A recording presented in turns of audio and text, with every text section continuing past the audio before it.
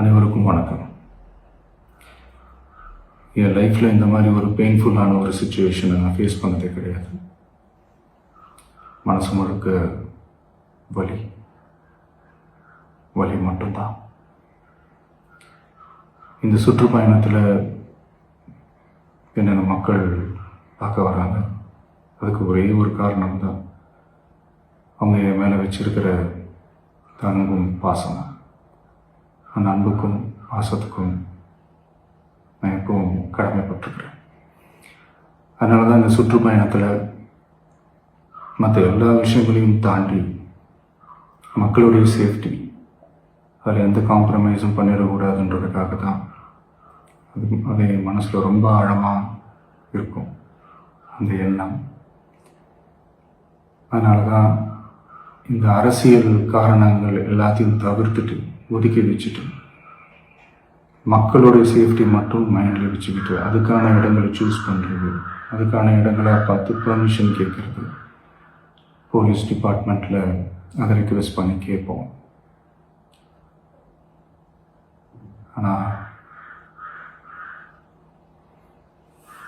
நடக்கக்கூடாதது நடந்துருச்சு. ஆனால் மனுஷன் தானே, அந்த நேரத்தில் அத்தனை பேர் பாதிக்கப்பட்டு இருக்கும்போது எப்படி அந்த ஊரை விட்டுட்டு என்னால் கிளம்பி வர முடியும்? நான் திரும்ப அங்கே போகணும்னு இருந்துச்சுன்னா அதை ஒரு காரணம் காட்டி அங்கே வேறு சில பதட்டமான சுச்சுவேஷன்ஸ், வேறு சில சம்பாவிதங்கள் அந்த மாதிரி எதுவும் நடந்துடக்கூடாதுன்றதுக்காக தான் நான் அவாய்ட் பண்ணேன்.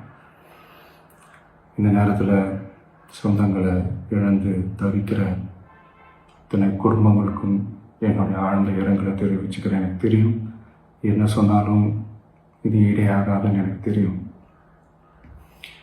ஹாஸ்பிட்டலில் ட்ரீட் பண்ணிகிட்ருக்கிற எல்லாருமே சீக்கிரமாக க்யூர் ஆகி வரணுன்றதை இந்த நேரத்தில் நான் வேண்டிக்கிறேன். கூடிய சீக்கிரமே உங்கள் எல்லாரையும் நான் சந்திக்கிறேன். இந்த நேரத்தில் எங்களுடைய வலிகளை, எங்களுடைய நிலைமையை புரிஞ்சுக்கிட்டு எங்களுக்காக பேசின அரசியல் கட்சிகளை சார்ந்த நண்பர்கள், தலைவர்கள் அனைவருக்கும் என்னுடைய நன்றியை தெரிவிச்சுக்கிறேன். கிட்டத்தட்ட ஒரு 5 மாவட்டத்துக்கு பிரச்சாரத்துக்கு போனோம். இந்த மாதிரி எதுவுமே நடக்கல. ஆனால் கரூரில் மட்டும் ஏன் எப்படி நடக்குது, எப்படி நடக்குது? மக்களுக்கு எல்லா உண்மையும் தெரியும். மக்கள் எல்லாத்தையும் பார்த்துக்கிட்டு இருக்கிறாங்க. கரூரை சேர்ந்த அந்த மக்கள் அந்த உண்மையெல்லாம் வெளியில் சொல்லும்போது எனக்கு கடவுளே நேரில் வந்து இறங்கி அந்த உண்மைகள்லாம் சொல்கிற மாதிரி எனக்கு தோணுச்சு. சீக்கிரமே எல்லா உண்மைகளும் வெளியில் வரும்.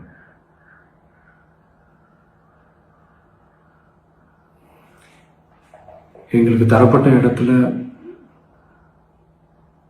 நாங்கள் போய் அந்த ஸ்பாட்டில் நின்று நாங்கள் பேசிட்டு வந்தோம். அதை தாண்டி எந்த தவறும் எங்கள் சைடில் நாங்கள் எதுவும் செய்யலை. பட் இருந்தாலும் எங்கள் கட்சியை சேர்ந்த நிர்வாகிகள், தோழர்கள் மேலே எஃப்ஐஆர், அது மட்டும் இல்லை சோஷியல் மீடியாவை சேர்ந்த நண்பர்கள், தோழர்கள் அவங்க மேலே எஃப்ஐஆர்லாம் போட்டு இப்போ பிடிச்சிட்டு இருக்கிறாங்க.